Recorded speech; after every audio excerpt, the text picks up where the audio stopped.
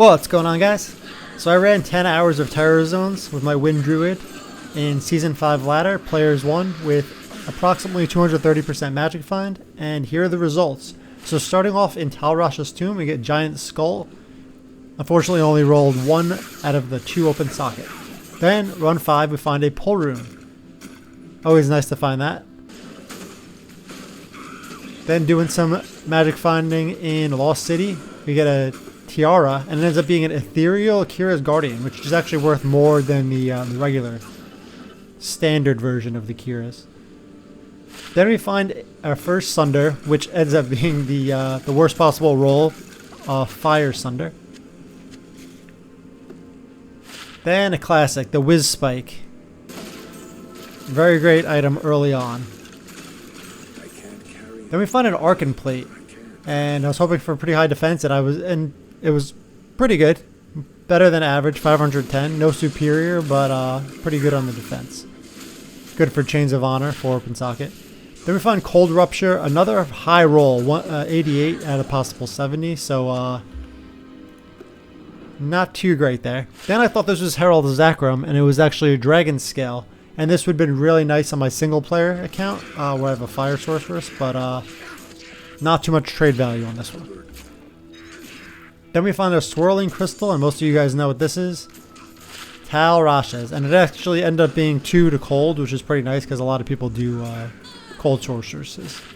Then we find a perfect 11% poison res, and this was just an upgrade for me because I had low poison res on this character. And then we find another one. We find a Crack of the Heavens, and this is a lightning res 80%, so mediocre one, but lightning is usually in high demand. Then a 14% ED superior mage plate, 298 defense, very nice on that, and I'll show you the values at the end of this video so everyone can see the total. Then a unique amulet drops, and it ends up being High Lords, my second of the season. Terror Zones take us to Chaos, where we find a 4 open socket Monarch, 141 defense out of 148.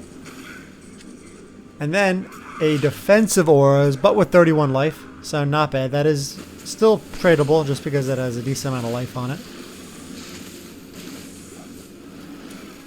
Back to Chaos here. Another unique Grand Charm, and it ends up being a Flame Rift, 72%. Really nice on that one. Then Tamaho Highland, go into the pit, and I end up getting a Lidless. I tend to kill champion packs on my way to Terror Zones too, so just keep that in mind when you're farming. Always look for the colored mobs. Then we find Ravenfrost, 16 dexterity. I would have preferred 20 obviously, but still worth something. Then a Winged Helm drops, and this is Guillaume's Face, Great Smiter, Uber Smiter Helm. Terror Zones take us to Black Marsh next on run 75, and this is going to be Trang's Wing. Very next run in Black Marsh, Shamroon. Not the best high rune, but I'm still pretty happy with that. Then this is probably one of my favorite items of all time, even though it really doesn't have trade value. It gives you so much, from faster hit recovery to damage reduced to the key elements that you want reduced. And then Mephisto, we get Mara's Kaleidoscope, 26 res. Really nice on that. And it's an upgrade for me. And then finally back to Meth, run 96, our last one of the 10 hours of Terror Zones, and it's going to be Ariat's Face. Perfect on the ED, but lowest on the lifesteal. So quick recap here. Almost a Burrune in value overall with the Maras and the Mage Plate.